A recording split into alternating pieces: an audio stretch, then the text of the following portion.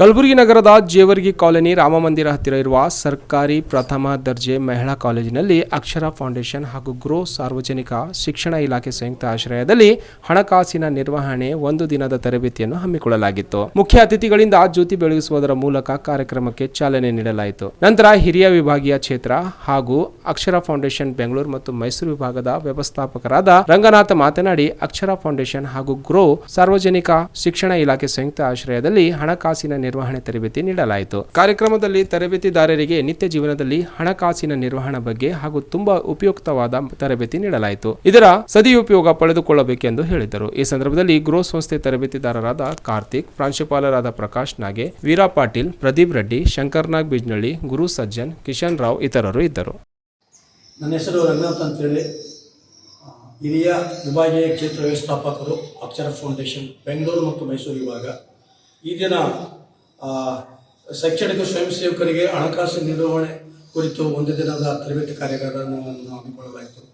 ಈ ತರಬೇತಿಯ ಕಾರ್ಯಾಗಾರದ ಉದ್ದೇಶ ಏನಂತಂದರೆ, ಗಣಿತ ಕಲಿಕಾ ಆಂದೋಲನ ಯೋಜನೆಯಲ್ಲಿ ಸುಮಾರು ವರ್ಷಗಳಿಂದ ಶೈಕ್ಷಣಿಕ ಸ್ವಯಂ ಸೇವಕರು ತಮ್ಮದೇ ಆದಂಥ ಸಮಯವನ್ನು ಸಹಕಾರದಿಂದ ಶೈಕ್ಷಣಿಕವಾಗಿ ಮಕ್ಕಳ ಒಂದು ಗುಣಾತ್ಮಕ ಕಲಿಕೆಗಾಗಿ ಅವರು ತಮ್ಮ ತಮ್ಮ ಗ್ರಾಮಗಳಲ್ಲಿರುವಂಥ ಶಾಲೆಗಳಿಗೆ ಭೇಟಿ ನೀಡುವುದರ ಮೂಲಕ ಸಮುದಾಯ ಮತ್ತು ಶಾಲೆಯನ್ನು ಒಂದುಗೂಡಿಸುವ ಸಲುವಾಗಿ ಮತ್ತು ಮಕ್ಕಳ ಗುಣಾತ್ಮಕ ಕಲಿಕೆಗಾಗಿ ನಿರಂತರವಾಗಿ ಸಮುದಾಯವನ್ನು ತೊಡಗಿಸಿಕೊಳ್ಳುವಂಥ ಕೆಲಸವನ್ನು ಸ್ವಯಂ ಸೇವಕರು ಮಾಡುತ್ತಾರೆ.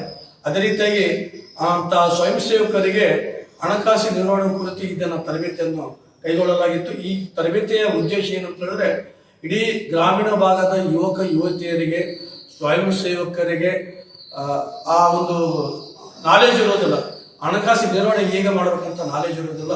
ಆ ಒಂದು ಜಾಗೃತಿ ಕಾರ್ಯಕ್ರಮ ಈ ದಿನ ಆಯಿತು.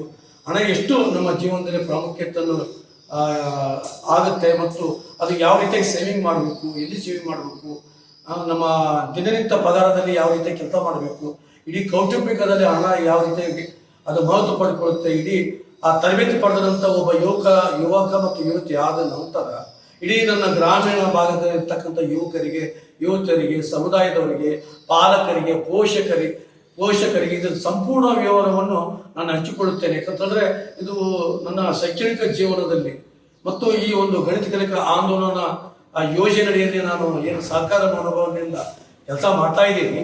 ಇದು ವಿಶೇಷವಾದಂಥ ತರಬೇತಿ. ಯಾಕಂತಂದರೆ ಹಣಕಾಸು ಬಗ್ಗೆ ಗೊತ್ತಿತ್ತು, ನಿರ್ವಹಣೆ ಬಗ್ಗೆ ನನಗೆ ಇಲ್ಲಿವರೆಗೆ ಯಾರಿಗೂ ಗೊತ್ತಿದ್ದಿಲ್ಲ.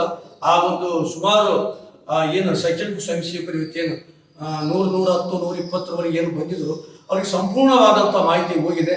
ಯಾಕಂತಂದರೆ ಸುಮಾರು ಫ್ರಾಡ್ ಆಗುವಂಥ ಕೆಲಸಗಳು ಇರ್ತವೆ. OTP ಹೆಸರಲ್ಲಿ ಪಾಸ್ವರ್ಡ್ ಇದು ಹೇಳಿಸಿ ತುಂಬ ಯಾಮಾರಿಸುವಂಥ ಜನ ಇರ್ತಾರೆ.